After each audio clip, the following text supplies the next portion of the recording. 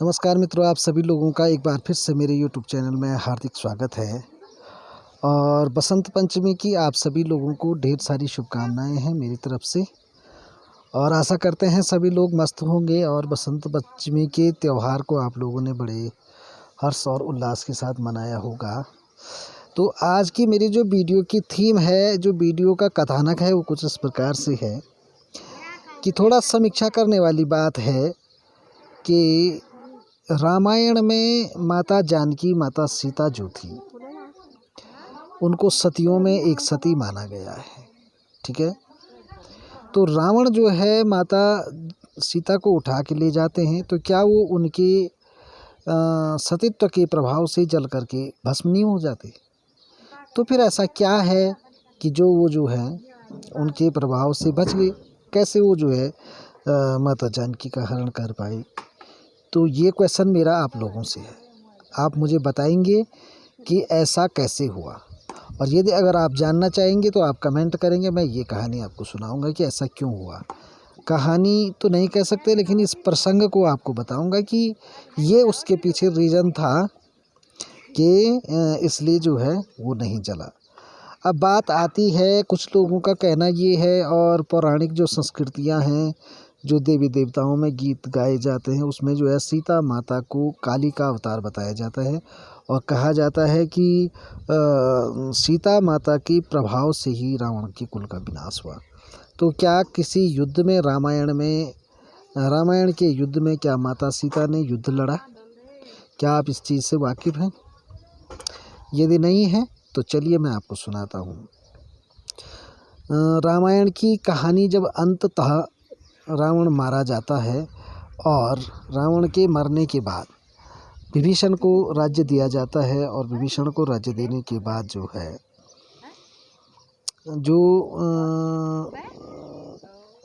रावण का जो छोटा भाई था कुंभकर्ण, ठीक है, तो कुंभकर्ण जी भी मारे गए, बड़े बड़े योद्धा मारे जाते हैं। तो जब विभीषण को राज्य दिया गया तो कहते हैं अभुक्त नक्षत्र, एक नक्षत्र ऐसा होता है जिसको अभुक्त नक्षत्र कहा जाता है।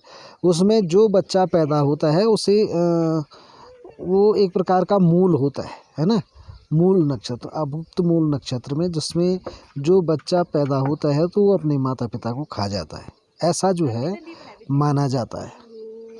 तो ऐसा जब माना जाता है तो कहते हैं कि कुंभकर्ण का जो पुत्र था वो अभुक्त नक्षत्र में पैदा हुआ, जिससे उन्होंने उसको किसी जंगल में फेंक दिया था। और जब वो जंगल में फेंका गया तो वहाँ जो है किसी प्रकार से वो अपना जीवन यापन करता है, और बाद में जो है वो एक बहुत बड़ा राक्षस बन जाता है जिसका नाम रहता है मूलकासुर। तो जो मूलकासुर राक्षस था, वो जब पता चलता है उसे कि जो है राम ने मेरे दादा और मेरे बड़े ताऊ, मेरे पापा, हमारे कुल का नाश कर दिया है, और विभीषण ने उनके साथ मिलकर के ये काम किया है, तो वो जो मूलकासुर है वो जो है वहाँ बहुत अत्याचार करता है। तो जब मूलकासुर जंगल में रहता है तो वो भगवान ब्रह्मा की तपस्या करता है, और ब्रह्मा के द्वारा वो एक वरदान प्राप्त करता है, जिसमें ये था कि जो ऐसी कोई महिला हो जिसका जन्म किसी भी स्त्री के गर्भ से ना हुआ हो, ऐसी स्त्री ही मूलकासुर का अंत कर सकती थी। तो इस पर जो है जब विभीषण रामचंद्र जी को बताता है कि उसने आतंक मचा दिया है, तो राम, लक्ष्मण, भरत, शत्रुघ्न और यहाँ तक कि हनुमान जी भी जो है उससे युद्ध करने के लिए जाते हैं, लेकिन सभी उसके साथ क्या रहते हैं, युद्ध में पराजित हो जाते हैं। तो इस पर जो है फिर वो पता करते हैं कि कैसे जो है इस राक्षस का अंत होगा। तो तब जब बताया जाता है कि भाई इसको ऐसी महिला मार सकती है जो महिला जो है किसी भी माँ के गर्भ से पैदा न हुई हो, तो ऐसी माता सीता थी जो ऋषियों के रक्त से जो है पृथ्वी से उत्पन्न हुई थी। तो ऐसी स्थिति में फिर जो है सीता माता को बुलाया जाता है, और वो 10 महाविद्याओं का आह्वान करके 10 महाविद्याओं की शक्ति प्राप्त करके महाकाली का रूप धारण करते हैं, और तब जो है मूलकासुर का अंत करती हैं। तो कहने का मतलब इस बात में सत्यता है कि माता जो सीता हैं वो महाशक्ति हैं, महादेवी हैं, और आदिशक्ति का ही रूप है। और उनका जो जीवन था वो पृथ्वी पर जितने भी राक्षस थे उनका अंत करने के लिए हुआ था।